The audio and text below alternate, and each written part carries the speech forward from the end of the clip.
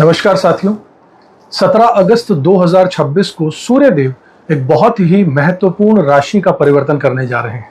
इस दिन सुबह लगभग 8 बजे ही मान लीजिए, सूर्य देव कर्क राशि से निकलकर अपनी ही खुद की राशि सिंह राशि में प्रवेश कर जाएंगे। सिंह राशि सूर्य देव की अपनी खुद की राशि है, इसलिए यहाँ पर सूर्य को बहुत मजबूत स्थिति प्राप्त होने वाली है। सूर्य लगभग 1 महीने तक सिंह राशि में रहेंगे और इस दौरान मेष से लेकर मीन तक सभी राशियों के जीवन में अलग अलग तरीके के बदलाव देखने को मिल सकते हैं साथियों, जिसके बारे में अभी हम यहाँ पर डिस्कस करेंगे। लेकिन इस बार सूर्य का सिंह राशि में जो आना है, ये कोई साधारण गोचर नहीं है, क्योंकि सिंह राशि में सूर्य के साथ पहले से केतु देव मौजूद रहेंगे। सामने कुंभ राशि में राहु बैठे होंगे, जिनकी दृष्टि सूर्य पर भी पड़ रही होगी। साथ ही सूर्य का शनि के साथ में षडाष्टक संबंध भी बन रहा है, यानी एक तरफ सूर्य अपनी ही राशि में बहुत ज्यादा पावरफुल है और दूसरी तरफ राहु, केतु और शनि का प्रभाव इस पूरे गोचर को काफी खास बना रहा होगा साथियों। अब यहाँ पर एक बात बहुत ही ध्यान से समझिएगा। सूर्य जो है वो सत्ता, सरकार, प्रशासन, अधिकारी, पद, प्रतिष्ठा, सम्मान, आत्मविश्वास, पिता और लीडरशिप के कारक होते हैं। इसलिए सूर्य जब अपनी ही राशि में मजबूत होकर बैठेंगे तो career, government work, authority, recognition और बड़े बड़े लोगों से जुड़े मामलों में मूवमेंट दिखाई दे सकती है। लेकिन केतु और राहु का प्रभाव ये भी देखेगा कि व्यक्ति अपने अधिकार और पावर का इस्तेमाल किस तरीके से करता है, और अगर आप ईमानदारी से अपना काम कर रहे हैं, अपनी रिस्पॉन्सिबिलिटी को निभा रहे हैं और गलत शॉर्टकट से बच रहे हैं, तो यही गोचर बहुत बड़े परिणाम दे सकता है तरक्की के रूप में। लेकिन अगर अहंकार, गलत निर्णय और किसी का नुकसान करके अपना फायदा लेने की कोशिश आपने की, तो वही स्थिति परेशानी का सबब भी बन सकती है साथियों। मैं हूं आपका अपना ज्योतिष रत्न भुवनेश, लेकर आ गया हूं एक और इंपॉर्टेंट वीडियो। अगर अब तक चैनल को सब्सक्राइब नहीं किया तो जरूर कीजिएगा, बेल आइकन प्रेस कर दीजिएगा ऐसे ही रोचक और जरूरी इंफॉर्मेटिव वीडियोस को जानने के लिए। देखिए, इस गोचर का एक बहुत इंपॉर्टेंट मैसेज है, पहचान काम से बनाइए, दिखावे से नहीं। पद मिला है तो उसका प्रदर्शन करने की जरूरत नहीं है, दिखावा करने की जरूरत नहीं है। आपका काम खुद आपकी पहचान बनाए, यही इस समय सबसे अच्छा रहेगा। और साथियों, अब हम इस गोचर की कुछ तारीखें आपको जरूर याद रखनी चाहिए। वो है 17 अगस्त से 31 अगस्त तक सूर्य का मघा नक्षत्र में रहना। मघा नक्षत्र जो है केतु का ही नक्षत्र है और इसका संबंध पितरों और पूर्वजों से भी माना जाता है। इसलिए इस दौरान पिता तुल्य व्यक्तियों और घर के बुजुर्गों का विशेष सम्मान कीजिएगा।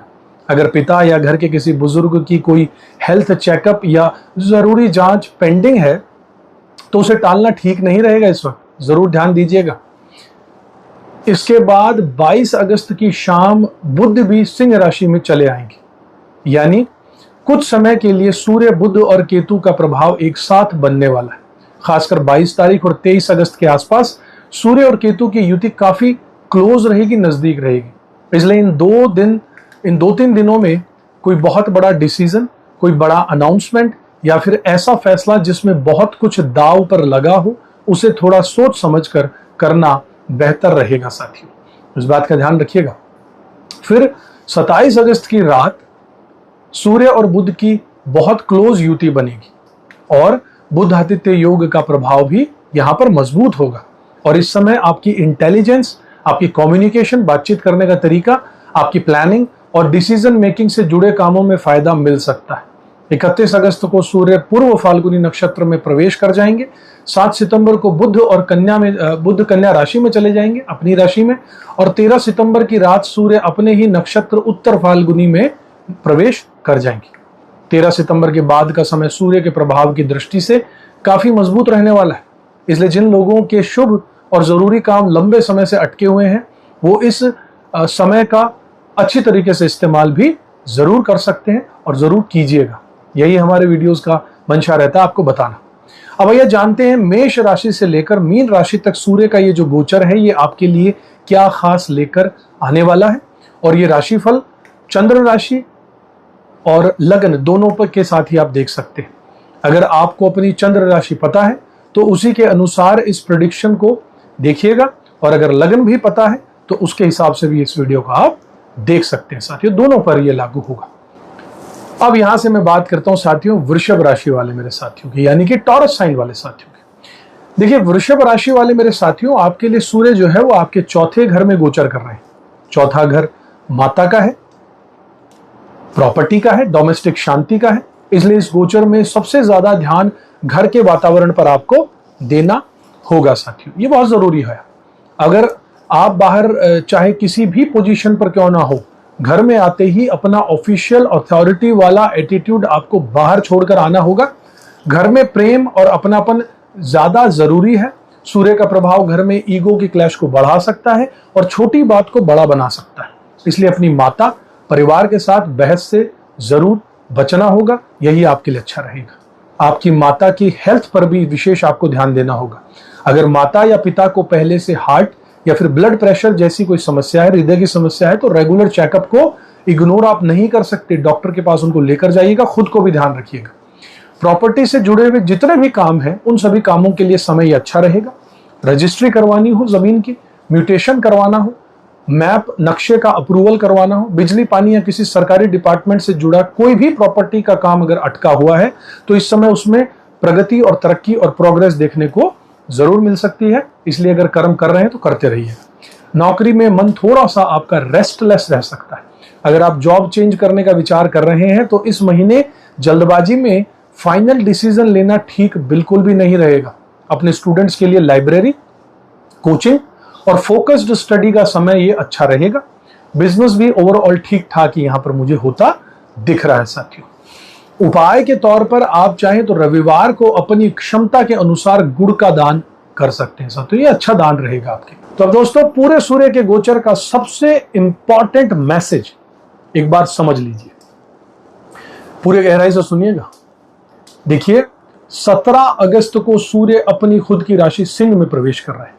सूर्य मजबूत है, इसलिए करियर, अथॉरिटी, गवर्नमेंट के जितने भी काम हैं, पहचान है, पद प्रतिष्ठा है, अचीवमेंट के लिए यह समय कई लोगों को बड़े अवसर दे सकता है। लेकिन साथ में केतु, राहु और शनि का प्रभाव भी यह तय करेगा कि इन सारी अपॉर्चुनिटीज का इस्तेमाल आप किस तरीके से करते हैं। इस बात पर बहुत निर्भर होगा, उनकी दृष्टि कहीं आपको असर डालेगी जरूर।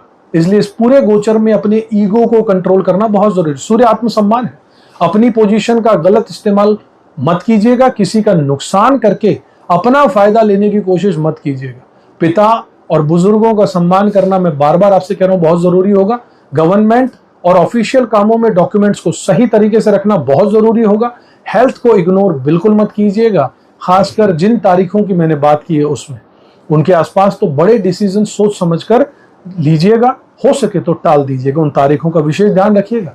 17 से 31 अगस्त का मघा नक्षत्र का जो फेज है वो पिता, पितरों और बुजुर्गों के सम्मान के लिए बहुत महत्वपूर्ण है। 22 और 23 अगस्त के आसपास बड़े डिसीजंस में सावधानी रखनी ही होगी। 27 अगस्त के आसपास बुध आदित्य योग इंटेलिजेंस और अथॉरिटी को मजबूत कर सकता है। 2 सितंबर के आसपास कुछ राशि वालों के लिए रिलीफ का समय शुरू हो सकता है। 7 सितंबर के बाद में कई मामलों में क्लैरिटी बढ़ने वाली है और 13 सितंबर के बाद सूर्य के स्ट्रॉन्ग फेज का उपयोग रुके हुए शुभ कामों को आगे बढ़ाने के लिए किया जा सकता है, जरूर कीजिएगा। और अगर आप चाहते हैं कि सूर्य के पॉजिटिव रिजल्ट्स आपको ज्यादा और ज्यादा मजबूती से मिलें तो रविवार को सूर्य को जल अर्पित करना, पिता और पिता तुल्य लोगों का सम्मान करना, मैं बार बार कह रहा हूं ये बहुत बड़ी रेमेडी है। जरूरतमंद की मदद कीजिएगा। अपनी श्रद्धा के अनुसार आदित्य हृदय स्त्रोत का पाठ जितना करेंगे उतना ही बहुत अच्छा रहेगा आपके लिए। ये सब एक अच्छे रेमेडीज में आते हैं। याद रखिएगा, सूर्य केवल पद और प्रतिष्ठा ही नहीं देते, सूर्य हमें यह भी सिखाते हैं कि जब हमारे पास पावर अगर आ जाए तो हम उसका इस्तेमाल करते किस तरीके से। इस गोचर में आपकी असली परीक्षा यही रहेगी कि अपने कॉन्फिडेंस को ईगो मत बनने दीजिएगा, अथॉरिटी को अरोगेंस मत बनने दीजिएगा और एम्बिशन को गलत रास्ते पर न जाने दीजिएगा साथियों, ये बहुत जरूरी है। अगर आपने सही डायरेक्शन में मेहनत कर ली, अपनी रिस्पॉन्सिबिलिटी पूरी कर ली और अपने व्यवहार में अगर विनम्रता रख ली तो यही सूर्य का गोचर आपके करियर, रेस्पेक्ट, इनकम और पर्सनल ग्रोथ के लिए बहुत ज्यादा महत्वपूर्ण साबित हो सकता है साथियों। अगर आपको यह राशिफल उपयोगी लगा हो तो वीडियो को लाइक जरूर कीजिएगा, शेयर कीजिएगा, कमेंट बॉक्स में अपनी चंद्र राशि या लग्न मुझे बताइएगा अगर आप एस्ट्रोलॉजी को सिर्फ सुनना नहीं बल्कि समझना भी चाहते हैं तो चैनल को अगर अब तक सब्सक्राइब नहीं किया तो जरूर कर लीजिएगा। इस परिवार का हिस्सा बनिए, हमारे साथ जुड़े रहिएगा। अगले वीडियो में एक बार फिर से आपसे मिलूंगा, तब तक खुश रहिएगा, अपना कर्म करते रहिएगा, ऊपर वाले में विश्वास जरूर रखिएगा साथियों। जय सूर्यदेव, जय श्री राम।